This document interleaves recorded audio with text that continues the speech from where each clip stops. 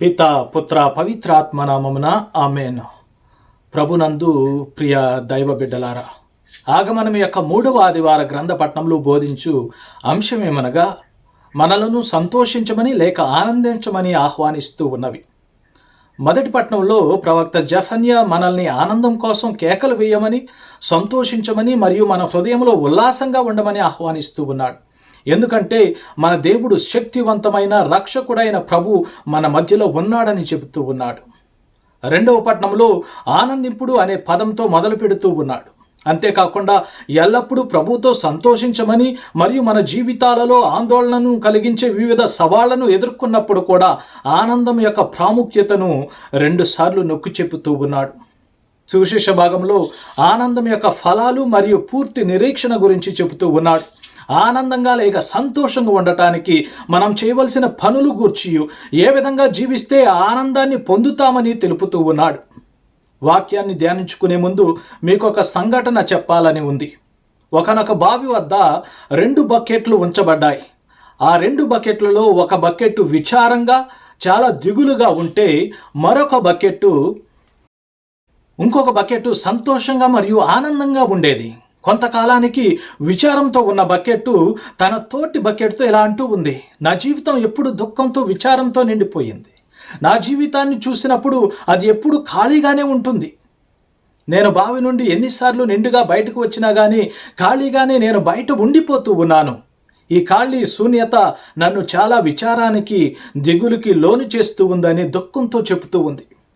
కొంత సమయం తర్వాత నీకెలా అనిపిస్తుంది అని ఆ బకెట్ వేరే బకెట్ని అడిగినప్పుడు ఆ బకెట్ ఇలా చెప్పటం ఆరంభించింది. ఈ సంతోషకరమైన బకెట్ ఇలా చెబుతూ ఉంది, నా జీవితం ఎప్పుడూ నిండుగా ఉంటుందని నేను భావిస్తూ ఉన్నాను. నేను కూడా నీలా ఖాళీగా బయట ఉన్నప్పటికీ అనేక మార్లు నేను బావి నుండి నిండుగా బయటకు వస్తూ ఉన్నాను. ఈ సంపూర్ణత నాలో ఆనందాన్ని, సంతోషాన్ని నింపుతూ ఉంది. అంతేకాకుండా నా నుండి తీసుకోబడిన నీరు అనేక విధాలుగా ఉపయోగించబడుతూ ఉంది. అందుకు నేను ఆనందపడుతున్నాను అని చెప్పింది. ప్రియదేవుని బిడ్డలారా, ఈ 2 బకెట్ల జీవితం ఒకే విధంగా ఉన్నప్పటికీ వారు చూసే మనస్తత్వం చాలా తేడాగా ఉంది. వాళ్ళ ఆలోచనలు భిన్నంగా ఉన్నాయి. వాటి యొక్క మనస్తత్వాలు భిన్నంగా ఉన్నాయి. ఈ 2 బకెట్లు మనం గమనించినట్లయితే ఒకటి విచారంగా, దిగులుగా ఉంటే మరొకటి సంతోషంగా, ఆనందంగా ఉంటూ ఉంది. అయితే మన జీవితం కూడా ఈ కథతో ముడిపడి ఉంది. మనలో చాలామందికి మన జీవితం ఎలా అర్థం చేసుకోవాలో తెలియదు.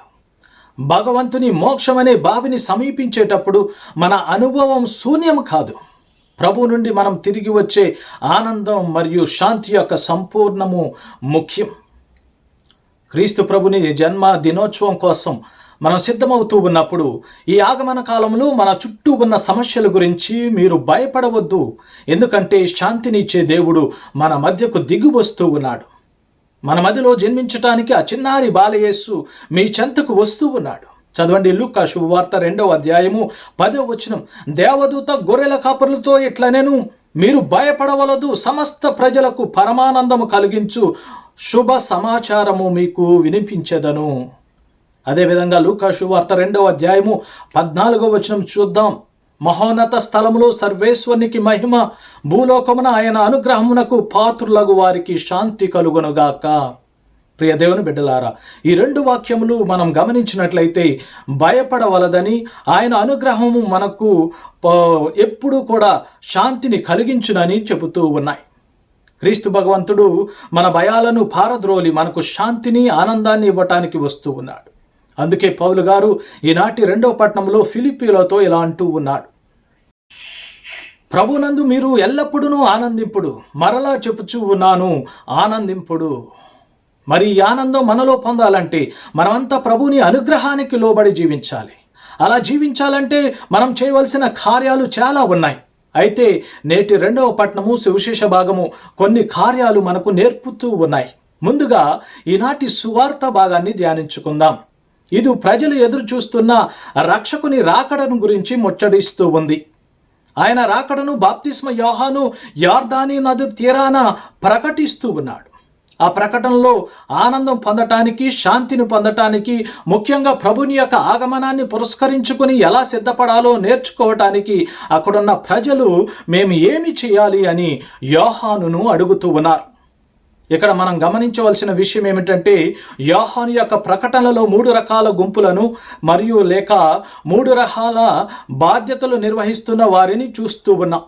వారు సామాన్య ప్రజలు, సుంకరులు మరియు రక్షక భటులు. ముందుగా సామాన్య ప్రజల గురించి ధ్యానించుకుందాం.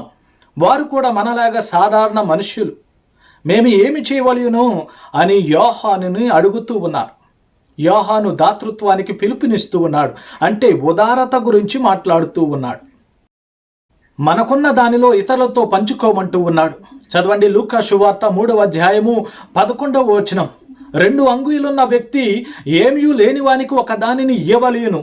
భోజన పదార్థంలో ఉన్నవారు కూడా అట్లే చేయవలెను. ప్రియదేవుని బిడ్డలారా, ఇతరులకు సేవ చేయటానికి మనల్ని మనం ఉదారంగా ఉండమని యోహాను పిలుపునిస్తూ ఉన్నాడు. యెషయా గ్రంథము 58వ అధ్యాయము 10వ వచనం మనం చూద్దాం. ఆకలి కొనిన వానికి భోజనం పెట్టుడు, బాధితులను ఆదుకొనుడు, అప్పుడు చీకటిలో మీ మీద వెలుగు ప్రకాశించెను, మీ చుట్టూనున్న అంధకారము మిట్ట మధ్యాహ్నపు వెలుగుగా మారిపోతుందని ప్రభు పలుకుచూ ఉన్నాడు. ఇదే ఇతరులతో పంచుకోవటం అంటే. ఇతరులకు సహాయం చేయడం గురించి 47 వాక్యాలు లేక వచనాలు మనం బైబిల్లో చూస్తూ ఉన్నాం. అయితే దాతృత్వము లేక ఉదారత గురించి 6 అంశాలను మీతో పంచుకోవాలని అనుకుంటూ ఉన్నాం. ఏ విధంగా మనం ఉదారత ఇతరులతో పంచుకోవాలో ధ్యానించుకుందాం. మొట్టమొదటిగా బలహీనులను చూసుకోవటం. లేవి కాండము 25వ అధ్యాయము 35వ వచనం చూసినట్లయితే, తోటి ఇశ్రాయేలీయుడు ఎవడైనా పేదవాడై పట్ట పోసికొన జాలనిచో నీవు అతనిని పరదేశునిగా పోషించవలెను, అప్పుడు అతడు నీ ఇంటి పట్టుననే జీవించును అని మనం చూస్తూ ఉన్నాం. బలహీనుల పట్ల శ్రద్ధ వహించమని దేవుడు మనకు ఆజ్ఞాపిస్తూ ఉన్నాడు. రెండవదిగా ఉదార క్రైస్తవులుగా అనుకరించటం. అపోస్తుల కార్యములు 9వ అధ్యాయము 36వ వచనం చూసినట్లయితే, యొప్పాలో తబితా అను పేరు గల ఒక శిష్యురాలుండెను. ఆమె తన కాలమంతటిని సత్కార్యములు చేయటలోను పేదలకు సహాయపడటలోను గడిపెను. ఉదారంగా ఎలా ఉండాలో దేవుడు మనకు చూపించే గొప్ప సాక్ష్యం ఇది. మూడవదిగా ఇచ్చుటలో గొప్ప ఆశీర్వాదం కలుగుతూ ఉంది. సామెతల గ్రంథము 22వ అధ్యాయము 9వ వచనములో చూసినట్లయితే, తన భోజనమును పేదలకు కూడా వడ్డించు కరుణామయుడు దేవుని దీవెనలను పొందును. పుచ్చుకొనుట కంటే ఇచ్చుట మేలని మనందరికీ తెలుసు. అంటే అందుకోవటం కంటే ఇవ్వటం చాలా ఆశీర్వాదకరమని.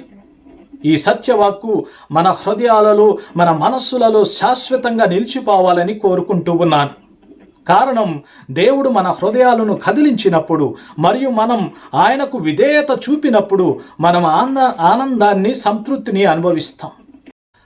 నాలుగవదిగా మంచిని మాత్రం ప్రేమించాలి. యెషయా గ్రంథము 1వ అధ్యాయము 17వ వచనం మనం చూసినట్లయితే, మంచిని చేపట్టుడు, న్యాయమును జరిగింపుడు, పీడితులను ఆదుకొనుడు, అనాథ శిశువులకు న్యాయము చేయుడు, వితంతువుల కోపు తీసుకొనుడు.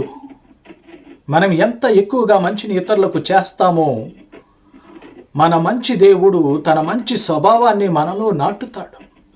ప్రేమ, సేవ, దయ, కరుణ మొదలగు మంచి కార్యములతో మనలో చూడటానికి, మనకు నేర్పటానికి ఆయన ఇష్టపడుతూ ఉన్నాడు. తద్వారా మనం దేవునికి దగ్గరవుతాం మరియు సమాజంలో, కుటుంబంలో ఆయన మహిమను చూపెడతాం.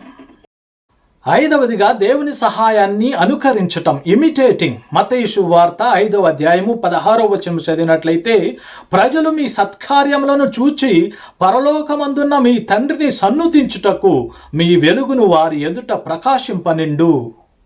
మనం ఇతరులకు సహాయం చేయాలని దేవుడు కోరుకునే కారణాలలో ఒకటి.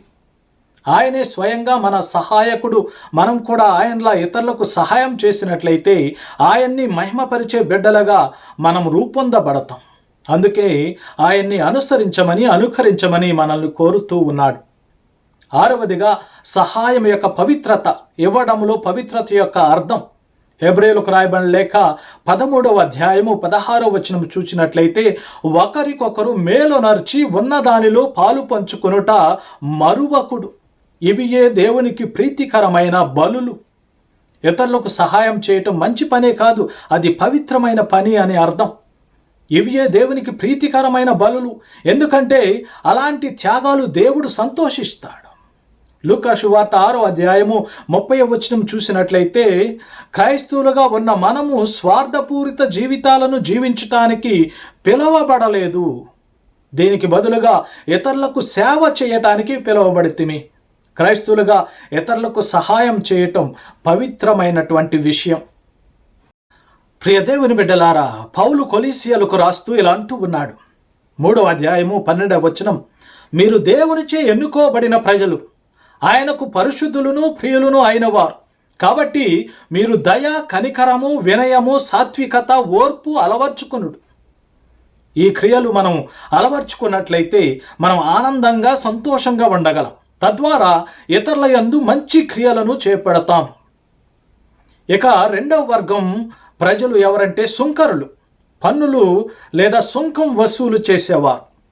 వీరు కూడా యోహాను దగ్గరకు వచ్చి మా కర్తవ్యం ఏమి అని అడిగారు. లూకా సువార్త 3వ అధ్యాయం 12వ వచనం. అందుకు వారితో, నిర్ణయింపబడిన పన్ను కంటే అధికంగా మీరు ఏమియును తీసుకొనవలదని యోహాను పలుకుతూ ఉన్నాడు. యేసు ప్రభు కాలంలో ఈ సుంకర్ల పట్ల ప్రజలకు చాలా దురాభిప్రాయం ఉండేది. రోము చక్రవర్తులు పన్ను వసూలు చేయటానికి కొంతమంది వ్యక్తులకు అధికారం ఇచ్చేవాళ్ళు. ప్రభుత్వానికి కొంత చెల్లించి ప్రజల దగ్గర వివిధ పద్ధతుల్లో అధిక మొత్తం వసూలు చేసుకునేవాళ్ళు. అలా సుంకర్లు ప్రజలను జలగల్లా పీల్చి పిప్పి చేసేవాళ్ళు. ఆ రోజుల్లో అవినీతి నిరోధక యంత్రాంగం ఏమీ లేదు. అందుకే యోహాను మీకు నిర్ణయింపబడిన దానికంటే ఎక్కువ వసూలు చేయరాదని చెబుతూ ఉన్నాడు లేదా ఆదేశిస్తూ ఉన్నాడు. ఈ ఆదేశం జవాబుదారీతనాన్ని నొక్కి చెబుతూ ఉంది. మన దైనందిన జీవితాల్లో మరియు మన పరస్పర చర్యలలో మన బాధ్యతలను గుర్తించమని మనల్ని ప్రోత్సహిస్తూ ఉంది. జీవితంలో జరుగు ప్రతి అంశములో న్యాయంగా పోవాలని మనల్ని ఆహ్వానిస్తూ ఉంది. అత్యాశతో కాకుండా నిజాయితీగా ఉండమని హెచ్చరిస్తూ ఉంది. ఇక 3వ వర్గం వారు రక్షక భటులు, సైనికులు.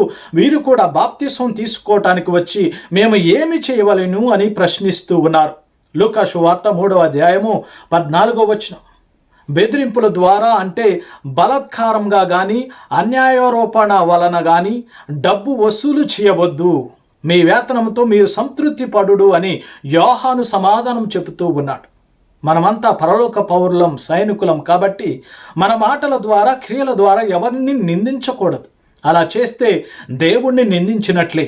చట్ట విరుద్ధమైన శక్తితో ఎవరి ఆస్తి మనం తీసుకోకూడదు. అత్యాచారానికి లేక దొంగతనానికి గురి కావద్దు. ఎవరిని తప్పుగా నిందించవద్దు. ఎవరి మీద ఫిర్యాదులు చేయవద్దు. ఉన్న దాంట్లో సంతృప్తి చెందాలని, మనకున్న వేతనాలతో తృప్తి పొంది ఆనందంగా జీవించాలని మనకు ఈ వాక్యం నేర్పుతూ ఉంది. వీటికి ధీటుగా జవాబు ఇస్తూ 2వ పట్టణంలో పౌలు గారు ఫిలిప్పీయులకు రాస్తూ మంచి సద్గుణాలను మనకు గుర్తు చేస్తూ ఉన్నారు. చదవండి, ఫిలిప్పీయులకు రాయబడిన లేఖ 3వ అధ్యాయము 8వ వచనం. నా సోదరులారా, చివరి మాటగా చెప్పుచూ ఉన్నాను, మంచివియు స్తుతిపాత్రములనైన వాటితో మీ మనస్సులను నింపుకొనుడు. సత్యమును, ఉదారమును, యథార్థమును, స్వచ్ఛమును, సుందరమును, గౌరవనీయమును అగు విషయములు అట్టివి అని అంటూ ఉన్నాడు. ఇవి మన ఆనందం, నిరీక్షణకు అనుబంధాలు. ఇవి మనల్ని దేవుని యొద్దకు తీసుకుని వస్తాయి. ప్రవక్త నెహెమ్యా ఎలా అంటూ ఉన్నాడు, మీ అన్నపానీయములను పేదలకు కూడా పంచియుండు. నేడు ప్రభువునకు ప్రతి పవిత్ర దినము కనుక మీరు దుఃఖింపకుడు. ఇది ప్రభువునకు పవిత్ర దినము, మీరు దుఃఖింపవలదు. యావెనందు ఆనందించుటయే మీకు శక్తి అని చెబుతూ ఉన్నాడు. నెహెమ్యా గ్రంథము 8వ అధ్యాయము 10వ వచనం. మన నిరీక్షణ ఆనందంగా ఉండాలి. ఎందుకంటే రక్షకుని రాకడ ప్రపంచానికి సంతోషం. చదవండి, లూకా సువార్త 2వ అధ్యాయము 10వ వచనం చదివినట్లయితే, మీరు భయపడవలదు, సమస్త ప్రజలకు పరమానందము కలిగించు శుభ సమాచారమును మీకు వినిపించదను. ప్రియదేవుని బిడ్డలారా, మనల్ని విచారంగా ఆందోళనకు గురి చేసే సవాళ్లు మరియు సమస్యల ద్వారా మనం ప్రయాణిస్తూ ఉండవచ్చు. కానీ ప్రభు రాకడ వాటన్నిటినీ మారుస్తూ ఉంది.